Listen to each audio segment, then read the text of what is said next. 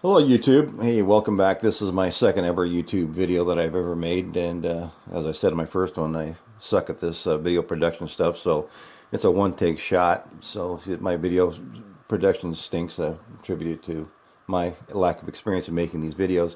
Anyway, my first video I made, I'm making a 6.5 Creedmoor build, and I'm using the Dracos barrel, and I made the first video out of necessity because I don't really say I'm not really into YouTube production. However, I didn't this Dracos barrel has a very unique gas block system, and I was kind of confused on how to take it apart. Once I figured it out, I made a video on how to remove that gas block, and in that video I talked about how I was going to be delayed on putting this build together because I was intent on lapping the receiver with a lapping tool, and I didn't have one. I have one for an Air 15, which I got from Brownells. It's nice, very nicely made, readily available. And I've also have a Geisley reaction rod. And these things for the Air 15, these things are wonderful for assembly. A great tool to have. But I didn't have anything for 308 build, so I was going to be on hold till I could get some tools to get this build put together for the LR308 platform. Anyway, there's a guy named, he goes by Fitty, Fitty%. He's building he did a 6.5 Creedmoor build in which he tried to find a lapping tool for the LR308, and he couldn't find one, so he made his own. He must be a machinist, and if you ever checked out his videos, he does a great job with all the fancy annotations and graphics and all that kind of stuff, which you won't see here.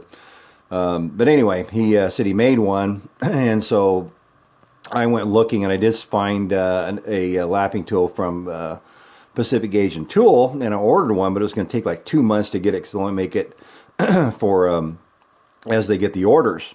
And I saw another recent video that 50% was put out where he apparently has chummed up with a company called G&G Rifle Works to make these available. Anyway, so then they've had them in stock, and so I thought, well, what I can do is I'll just order this one from G&G Rifle Works and cancel my order from Pacific Gauge and Tool. Well, anyway, long story short, I called up Pacific Gauge and Tool, and yeah, they'll cancel your order, charge you 15%, and keep your money for any for future credit, which I thought was kind of crappy. So I didn't really need two of them, but I went ahead, and it was still going to take 2 months. So what I did is I went ahead and ordered this one from G&G Rifle Works, and I applied the credit to get a set of headspace gauges and 6.5 Creedmoor, which I guess I can use, but since the money was already spent, so I guess I'm sure Pacific Gauge and Tool does a great job with everything, but my warning is if you're ever to buy anything from them, make sure that's what you're going to want, because once they get your money, they're going to keep it. Anyway, so this I ordered this lapping tool from G&G Rifle Works. Here's my little pop down. That's how I do it. G&G Rifle Works, that's where it came from. I got to admit, I ordered it and got it within 2 days, guys. It was very fast service. When I wanted to lap this receiver, I'm making this build with a Aero Precision upper and lower. You've kind of been partial to Mega Arms, but I've got to admit this Aero Precision receivers are top notch. The fitment is excellent. The craftsmanship is top notch. It's every bit really as good as anything I've ever seen. And I don't usually use cheap parts, but put it bluntly, they're a great buy for the money. Anyway, if you're not familiar with it, what the lapping tool does, it kind of laps that surface right there on the tunnel for the barrel extension where it goes into the receiver. And you use lapping compound. You can go to 50%'s video and see how this thing is used, but in it, these things are made to check up to a drill, as you see here. But he suggests, just holding putting the receiver vertically, and here, I'll see if I can do this with one hand. But putting it vertically and just dropping it in with the lapping compound and just lapping it by hand. When I got the tool in the mail, it wouldn't fit. I had a little trouble getting it started into the tunnel of the receiver, and I didn't blame the tool right away, because even the barrel extension on this Dracos barrel wouldn't begin to fit into this either. So when I didn't want to force something in, I didn't want to stretch the aluminum. I measured it with my dial indicator. It seemed to be within a couple thousandths, whatever. But I thought, well, I was going to have to use a heat gun or something like that to get it to fit. So I kind of tested it by putting it into the rear of the receiver like this, and it, fit fine. So I knew that my problem was probably in the finish on the inside of the tunnel of the receiver. What I did to fix that, I want to be really careful because I want a nice fit.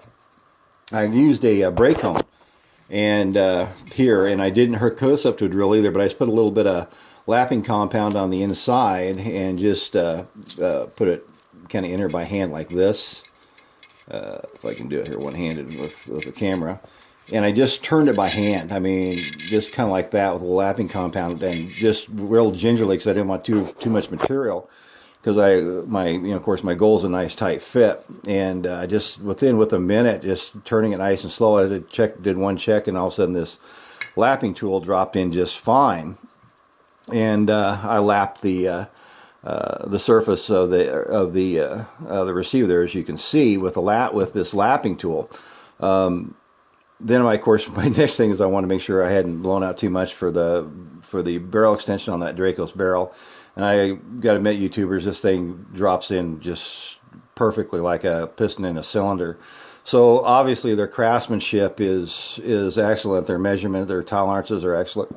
I did measure it with my dial indicator, and this measures 1.185 inches. My barrel extension measures 1.186. However, it does fit into the receiver beautifully. It's just a nice, perfect precision fit. So I just want to put that out there. If any of you are looking for a nice tool, there are available from this G&G Rifle Works. And like I say, I got excellent service. Came within 2 days.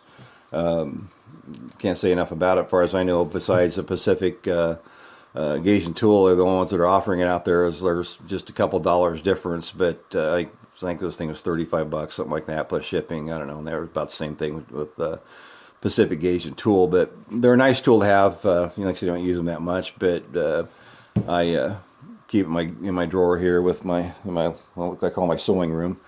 This is my gun bench. But anyway, another thing I kind of want to point out was these reaction rods, as Geisley puts them. There is another company that makes them. I mean, these things are kind of pricey. Geisley, there's about $100 for the AR-15 model, and they're $200 for the 308. There is a company called Botach, BOTACH.com, that offers what's called and here it is right here. It's the Clay Zion, KLEY-ZION. They call it a spline socket rod. And this thing's like $89, and they make one for the AR-15, which is like, I don't know, $60, something like that. I gotta admit, shooters, the quality is every bit as good as the Geisley rod here for the 308, and this, like I said, the Geisley rod is $200. This thing cost me $90. Made in America. Don't want to say anything bad about Mr. Geisley because he obviously puts out great stuff. I use his triggers almost exclusively also. I have been thinking about trying that Elf trigger, or the Elfman trigger, whatever like that, but I'd like to get one of those one of these times and try one of those triggers out in a build. But these things are really nice to have, and hey, for $90, it might be worth your time. But if you haven't seen these, they're real great for the build. So I'll get on with that build. It kind of slides on like that, and I'll get this thing put together. Maybe I'll do a follow-up video on how that Draco's barrel performs. But that's all I wanted to kind of point out to you tonight, because the only reason I'm making this video is because these lapping tools are kind of hard to come by for the LR308, and this G&G Rifle Works has them available. They show their inventory right online. I got it within 2 days, guys, and it seems to be a really nice tool. As that 50%, I didn't put it in a drill. I just let gravity do the work. I dropped it in and just turned it by hand, nice and gingerly, till I got the finish I desired, and then I stopped removing material.